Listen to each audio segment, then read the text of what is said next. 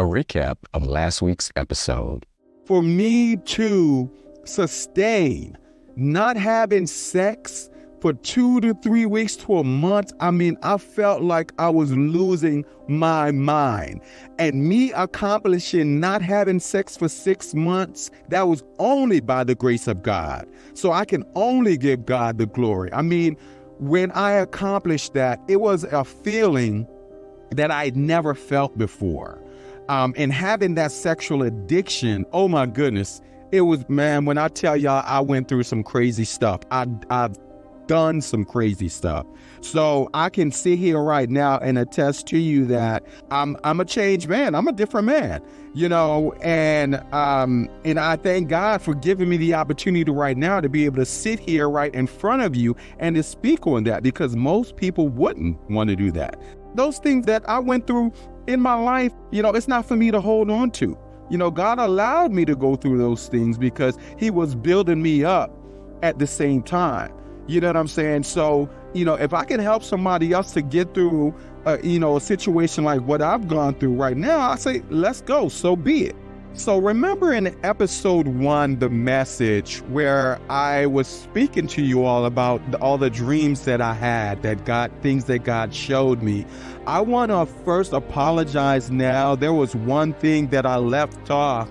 God had spoken to me about banking and credit. God showed me that by early to mid 2026, there will be an issue with banking and credit where it will stop processing. It would just basically be a bunch of redundancy going on, and people won't be able to get their money out at all. So my answer to that was to tell you all that you all need to start diversifying your funds. American dollar that you have in the bank, you need to diversify that, take that into gold and some other things, and also start purchasing things that you will be able to barter, that you can barter with other people. This is basically the notion that I've gotten from having had that dream and God speaking to me about banking and credit. God also told me the reason why I'm doing this podcast is to be the vessel, to be the message for our people, the real and true Israelites. They are God people. And God told me that he wanted me to be the message, to be the vessel for them, to help them to get to know who they are. And this is the reason why I'm here now. And you are hearing me spilling my entire life, all the dirt, all the juice, if that's what you want to call it, out to you all, so you can understand who I am and where God has brought me from. Because like in episode 1, the message where I told you that God, in the dream, God told me that he has been molding me since I was 3 years old. And I had to have experienced everything that I've gone through for me to be the man, to be the person that I am now, to be able to, be able to listen to God and be able to sit down and have that conviction and have that courage to be able to speak to you all on everything that I've gone through, so you can understand who I am, so you'll be able to trust, to know that everything that I'm bringing to you from God is honest truth. And if you guys still don't believe that, I say that you pray to God and ask God to show you. Ask God, say, hey, God, is Patrick A. Kelly, is what he's saying is the truth? And if you don't have that connection yet, that spiritual connection yet with God, where he will answer you when you ask him things, then I say, listen, start working on who you are as a person. Take one day at a time. Ask God for deliverance. As God start delivering you from those things, the Holy Spirit will start convicting you and start showing you things and start telling you right from wrongs, and the things that you know that you shouldn't be doing. The Holy Spirit will tell you, say, hey, that's not right. Hey, don't do that. Hey, don't walk that way. Hey, don't hang with that person.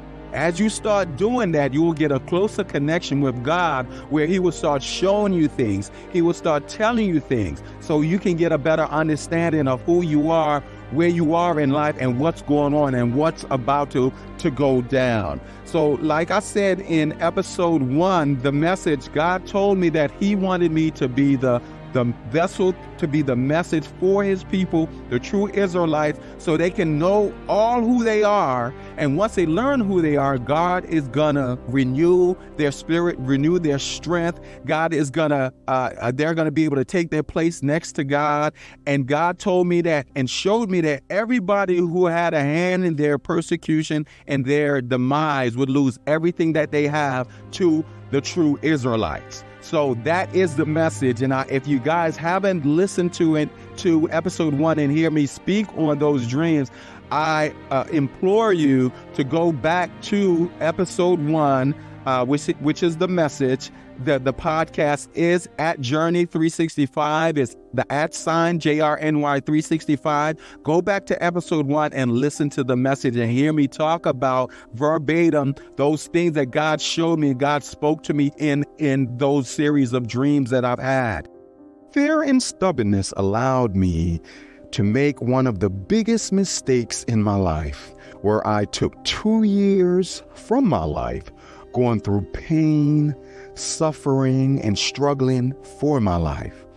If I had only been strong enough to quell the stupidity, the fear, and the stubbornness, what would my life have become for the 2 years lost?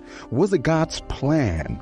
Because he knew who I was then and where I would be today if he steered me to a place that would have me end up where I am today. I stood there in the mirror, staring at my abs in disbelief, with my t-shirt partly raised to expose my stomach and looking at myself in the gym mirror. I knew I was working out consistently, but not enough to have a six-pack. I was beside myself, or even feeling myself.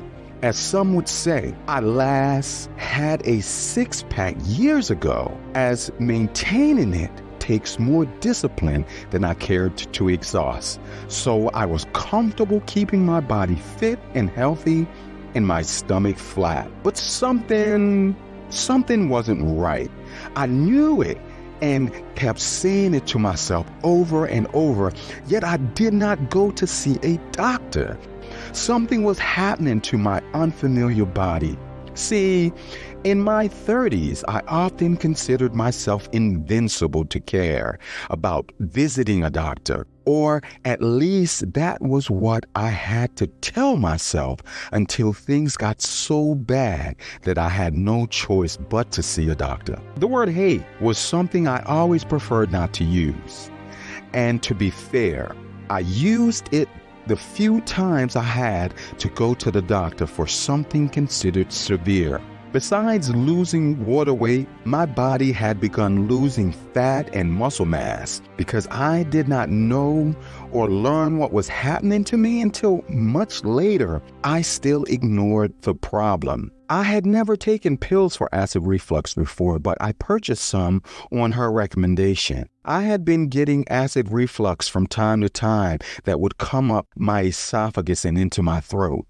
I could taste the stomach acid, but I thought I could pacify the problem with Tums or any little antacids I would get my hands on. But a low, subtle voice kept telling me, you need to go to see a doctor. But I wouldn't listen. Instead, I kept self-diagnosing and even went out and bought more pillows to help keep my head raised so that the stomach acid wouldn't get to my throat. Still, the stomach acid did reach my throat. The repeated buildup of stomach acid in my esophagus began affecting my vocal cords, which created intermittent speech where a word or two would go missing from my formed sentences. Later on, you could only hear every 3 or 4 words when I opened my mouth to speak. I was losing my voice and I was scared. I was terrified. My weight was also affected. I found myself losing weight drastically as it became more and more uneasy to swallow hard food, and even drinking smoothies would choke me at times. My sinuses were out of whack and kept draining down into my throat. I was miserable and had begun getting these sporadic instances when I felt tired, but I wasn't scared to the point where I thought I needed a doctor's care. So I kept pressing on like a stubborn and obvious fool.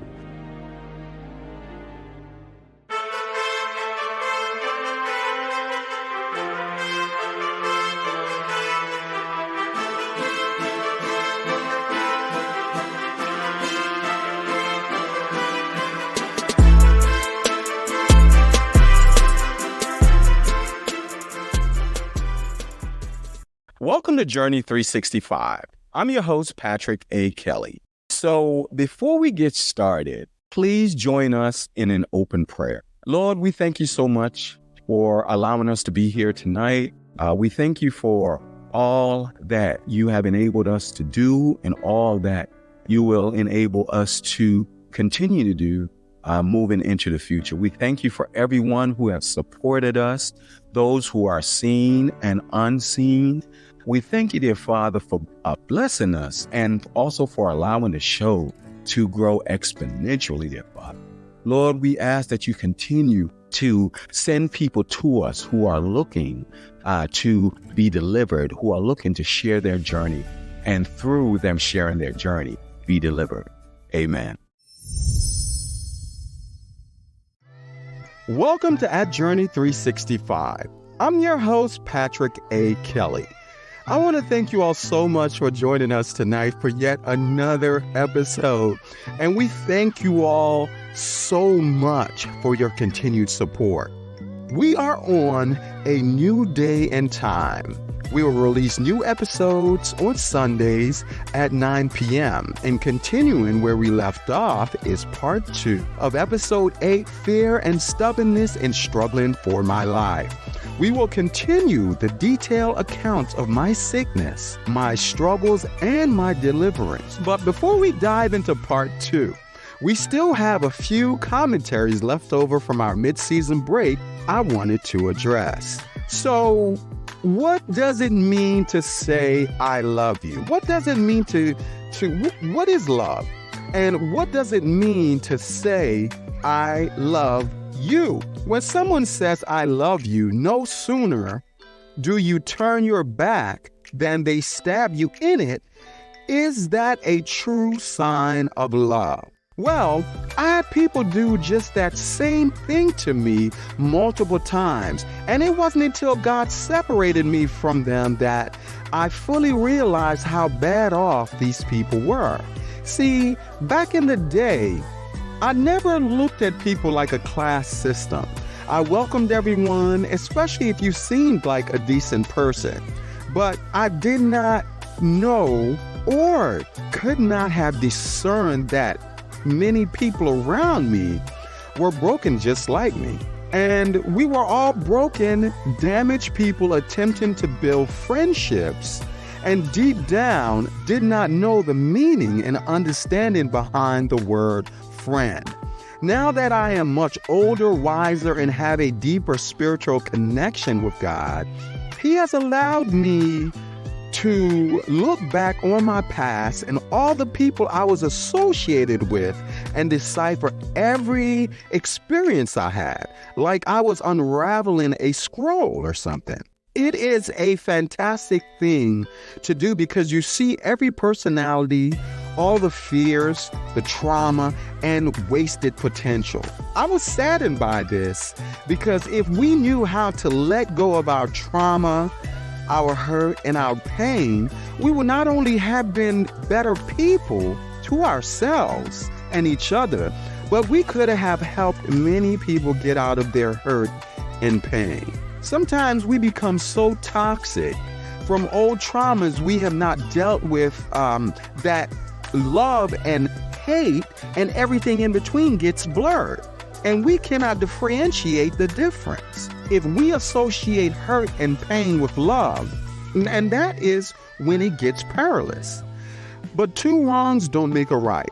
So the only thing that can overcome this are separation, honesty with oneself about what we are, and genuinely seeking to change by becoming delivered through God's grace and mercy. This is what did it for me. And I am here to attest that God is real and that He and the Holy Spirit can be with you and guide you if you live your life authentically. No matter who you are, you can determine that your bad and horrible traits must not be sustained. And for you to receive or hope to receive God's blessing, God's favor, you must look back on your life and seek to change what is wrong now. Stop wondering why your life is stagnant, it's not going anywhere, and you're feeling depressed. It's like you're in a repetitive loop of chaos. Something goes wrong for you even when it starts off properly, with you doing something about it. Your realization should be that God is the answer and the way through the madness for you to get to the other side where there's peace, joy, laughter, happiness, and calm. What is a true friendship? If you were to grade your friendship on a percentage scale, what percentage would you give your top 5 closest friends? What percentage would you give your best friend based on the percentage system? Let's say the percentage system was 10% meant you were associates and could not count on each other when the chips were down. 20% said this was a budding friendship and that their dependence on each other was based on their personalities. You might sometimes look out for each other, but not go to bat for each other. 30% meant this was a budding friendship and depending on each other was based on your personality. But looking out for each other and going to bat for each other was more transactional, intentional, or covertly. 40% meant that there's a strong potential for your friendship to become a solid relationship, depending on what one person could get from the other. 50% meant that one person in the relationship benefits directly from the other person in the relationship, which is the glue that holds the relationship together. 60% meant that the person who benefits the most from the relationship gives the other person a little here and there as a mask to nurture the relationship and pushes it to continue. 70% meant that the person getting the most out of the relationship has developed emotions for the giver in the relationship. Still, he or she is hell-bent on getting what they want. 80% meant that a feeling of love had been added to the relationship. The taker begins to give more back to the giver, but this is done gradually in small amounts unless the taker feels compelled to give more back as a strategy. 90% meant a potential for honesty and love and a workable partnership. 100% meant that both people give and take from each other equally. The relationship is sustainable and there's a strong future for upward mobility. Now that you know the percentage scale, look closely at your relationships, friendships, intimate relationships, and business partnerships, and determine where those relationships best fit into the percentage scale. Do you know everything about the person or people you have decided to get into that relationship with? How you choose to be in a relationship could be a detriment, harmful for you, or a betterment, good for you. Choosing to be in a relationship, whether a friendship, romance, or business relationship, should be done through having a spiritual connection with that person. Although this statement could be deemed idealistic, doing it will save you from a world of trouble. Here are some questions or scenarios to look at, ponder upon, or use as a litmus test to whether you are in a relationship with the right person or people. For a romantic partner, have you had sex without being married? If you've had sex, how soon after meeting each other did this take place? Did the relationship start off with a lie or deception? Have you lived together first before marriage? How long after meeting each other should you say, I do? Does this person intentionally or unintentionally lie to you? Meaning, does this person lie at some opportunities to do so, or do they lie at every opportunity even when they don't have to lie? Does this person have respect for themselves? Does this person have respect for others? Do you feel this person respects you? Does this person support your needs, desires, and aspirations? Or is it all about them? Is this person confrontational? Or do they walk away when it seems like the situation could get out of hand? Does this person put their hands on you? Meaning, does this person beat on you like you're their child, a foe, or someone they despise? Is this person controlling and manipulative and trying to use mind games on you to disarm, belittle, or degrade you? Does this person have a moral ground to stand on? Will this person do anything for money, material objects, or notoriety? What are some negative traits you've noticed about this person? Now, these questions are not a complete list of things to look at, wonder about, or consider while gauging or sizing up a person, but they are a start to see where you and this person or group of people might match up, or whether you should make a decision to move forward or not with them. Without further ado, here's part 2 of episode 8, Fear and Stubbornness and Struggling for My Life.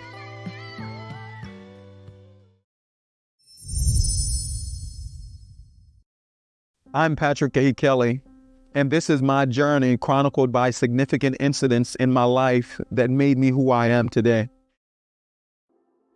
I remember the first day I moved into the house by CAU in Morehouse College, located not too far from the now defunct Walmart and Mercedes-Benz Stadium.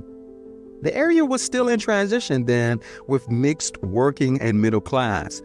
But the house was lovely. Occasionally, there were car break-ins, but for the most part, no one bothered us except for the neighbor across the street who called the police on me on move-in day. On move-in day, there was a scooter parked in the front yard. As I waited for my boy JL to get back from therapy, I looked over the scooter and then I sat on the front steps with my backpack and a couple of bags. A few minutes later, 2 police cars rolled up and then a K-9 unit. As I sat there wondering what was happening, one of the officers walked up and asked me what I was doing there. And I told him that I was moving in and waiting on a friend. One asked to see my ID and where I was coming from. Funny enough, I knew one of them. He was a friend of one of my boys who acted like he did not know me when I said my boy's name.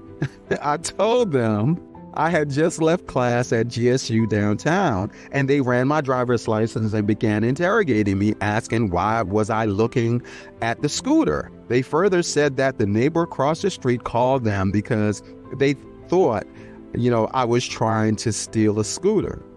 Crazy, huh? I was looking at the scooter because it reminded me of one I had in Maryland. I began to reminisce about my old scooter, but it wasn't like I was attempting to steal it. Was that an omen for much more peculiar and illicit things to come living at that house, in that area, in that neighborhood? To my surprise and dismay, the answer to the previous question was, yes, it was.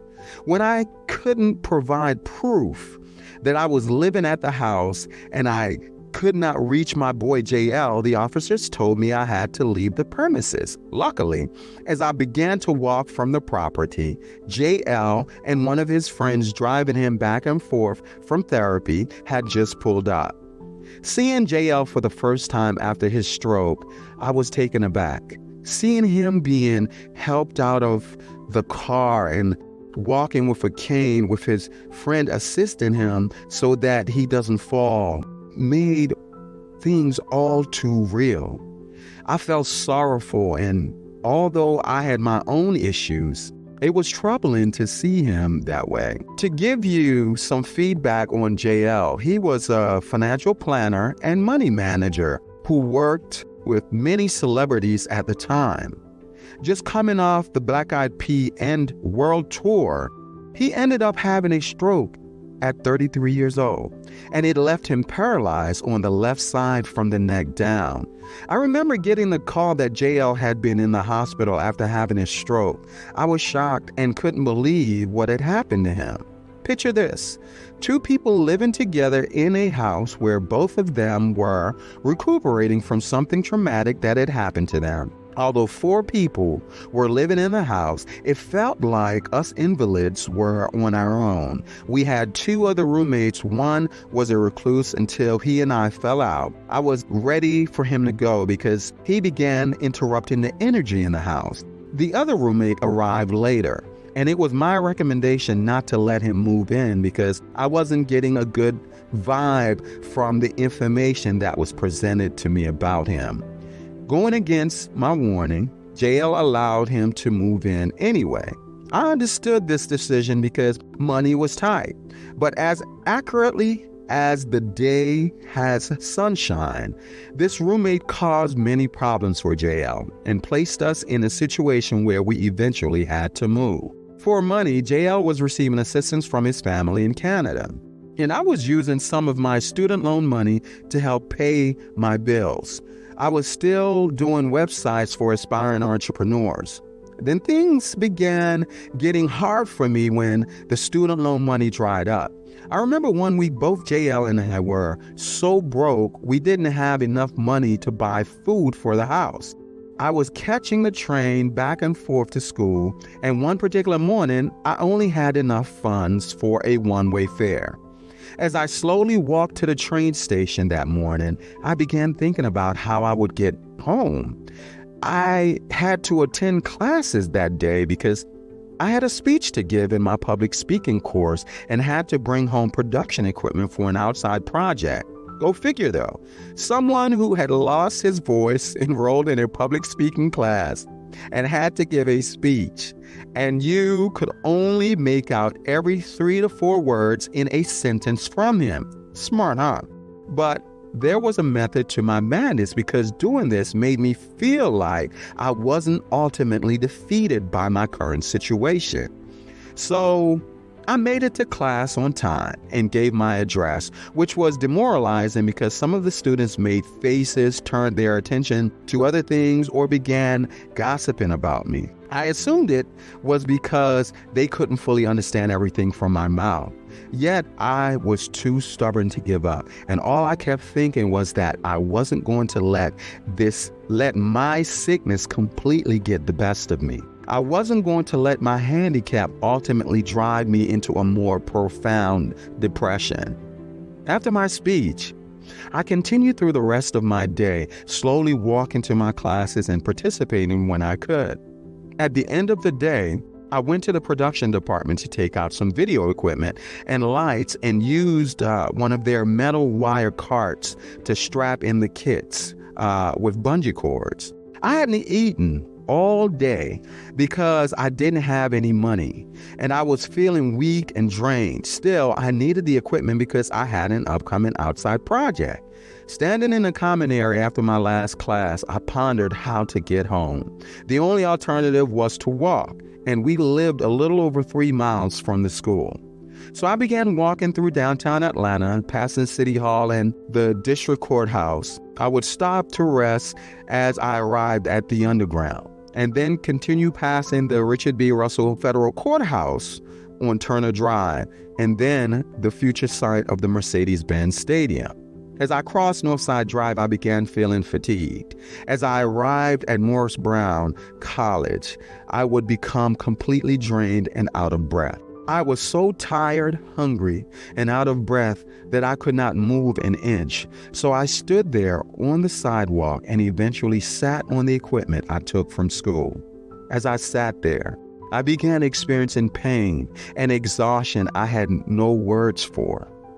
And I was feeling dizzy and lightheaded. I was defeated. And as I sat in the middle of the sidewalk on Martin Luther King Drive, I cried as I turned my face away from the street. And tears began flowing down my cheeks. I started praying as people drove by, not knowing what I was doing, though. I began asking God to deliver me from this hell I was going through. I said, please, God, give me the strength to continue and make it home. When I cried about as much as I had enough strength, I started moving again. Slowly, I dragged the cart behind me with my backpack strapped to my back. It felt like every step I took, I was being tortured, getting lightheaded, out of breath, and just this indescribable pain in my body that seemed mental. But I kept going, stopping when I would get completely out of breath, often every 3 to 4 steps, sometimes 6 steps I took. I eventually made it to the Walmart. And although out of breath, I got excited because I knew I only had less than a mile or so left to go. So I continued slowly, and my journey got more accessible and more manageable. Whether it was the anticipation of reaching home, adrenaline, God helping to assist me, or a combination of all three, still, that last mile seemed to dwindle faster with every step I took.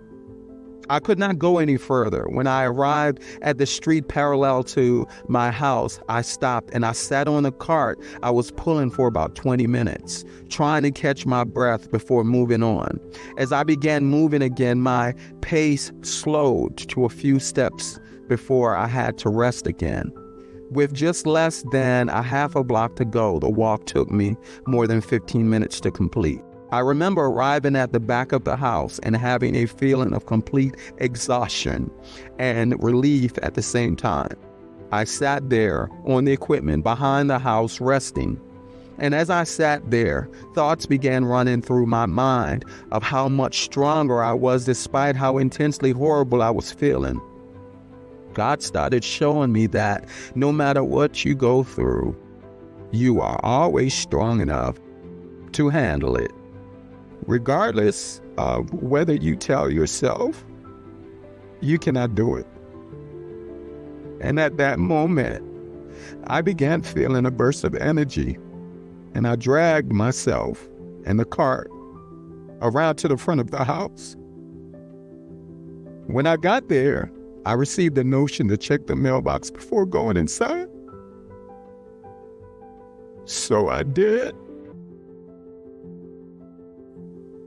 When I opened the mailbox,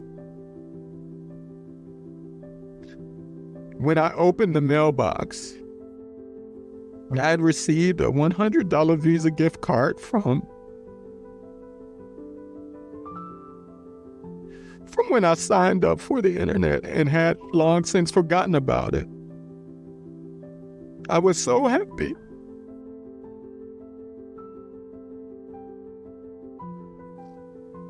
I was so happy I received the AT&T Visa gift card because, mind you, I was extremely broke. I didn't even have enough money to catch a train back home. When I entered the house, I called out for JL, who was in his room.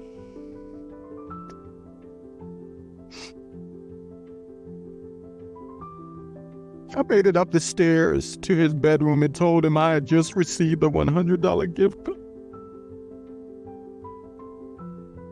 And would go to Walmart and pick up groceries to cook us dinner. The crazy thing was that after I received the Visa gift card, suddenly I had all this energy, but I could not explain where it came from. I quickly put peanut butter on a slice of bread and scarfed it down. I yelled out to JL that I was leaving for the grocery store. At a medium pace, I made it to Walmart shopped for groceries, dragged the bags back home, and made a spaghetti dinner. After dinner, I threw myself in bed to relax and would go out like a light. I was still recuperating from the stomach complications that tore down my body and made me lose my voice.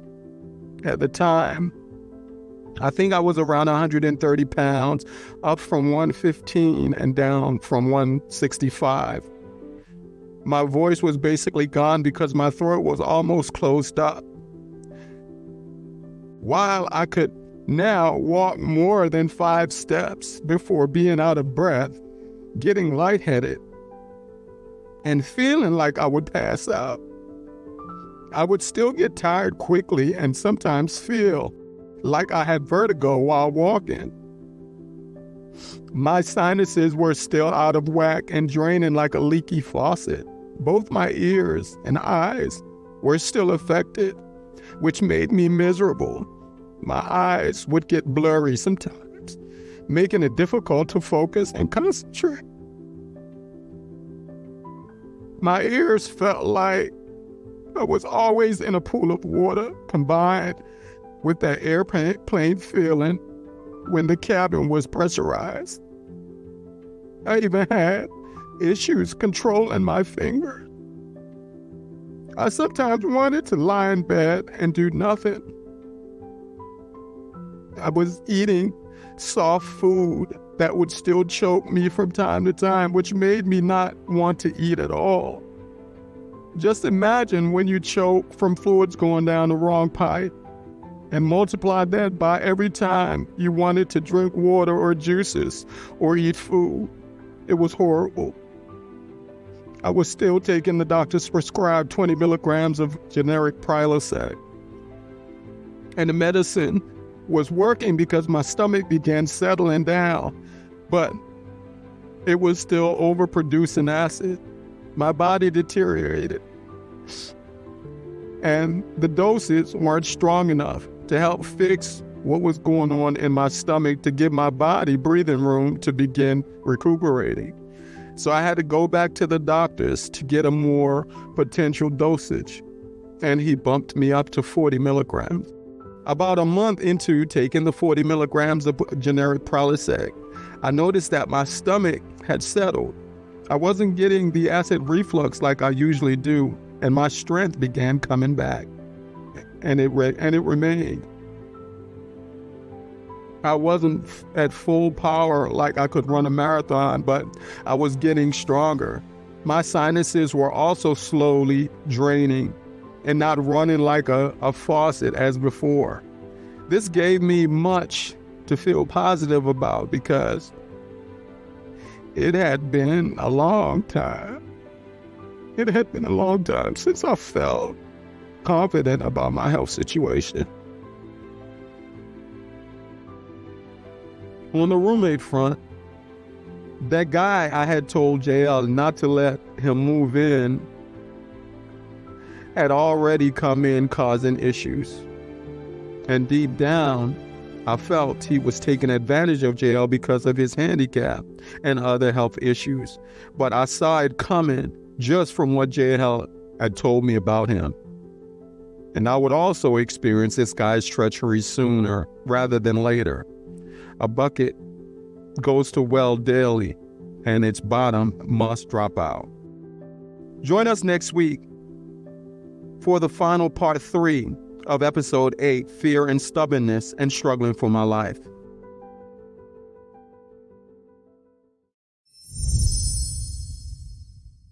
At age 51, I stopped running from God, and I fully embraced my destiny to the calling to be the message. To be the message and to do this podcast and the show, I had to lay myself bare as I'm doing now. So you can understand that this isn't a game at all. God is using me. He is using me to be the message for you. And he says, come as you are and be delivered. But to do that, you have to bear yourself to him and everyone because of our strength. God don't give us more than we can handle. And if he puts you through something like what I've gone through, or what you have gone through, or what you're going through now, it means that you are strong enough to handle it. And he didn't give you that. He didn't give you all of that blessing for you to hold on to it. He gave it to you so you can share it with others, so that they too can be blessed and delivered and know the love of God. So I thank you so much for being here with me right now, because you have had so many other things that you could be doing. Thank you for starting this journey with me, and thank you for your support. I can't wait to meet each and every one of you to hear your story, for my continued deliverance and for the deliverance of others. Good night. Patrick A. Kelly owns the copyright in and to all content in and transcripts of At Journey 365 podcast, with all rights reserved, as well as his right to publicity. You are welcome to share the transcript up to a maximum of 400 words in media articles such as the AJC and other notable media platforms, on your personal website, in a non-commercial article or blog post, and or on a personal social media account for non-commercial purposes, provided that you include attribution to At Journey 365 podcast and link back to the At Journey 365 podcast URLs. Media outlets with advertising models are permitted to use excerpts from the transcript per the above. No one is authorized to copy any portion of the podcast content or use Patrick A. Kelly's name, image, or likeness for any commercial purpose or use, including without limitation inclusion in any books, ebooks, book summaries or synopsis, streaming media, TV, film, or on a commercial website or social media site such as Facebook, Twitter, Instagram, Threads, TikTok, X, etc. that offers or promotes you or another products or services. For the sake of clarity, media outlets are permitted to use photos of Patrick A. Kelly from the At Journey 365 podcast or licensed photos of Patrick A. Kelly from commercial image platforms. Content shared from tim.blog.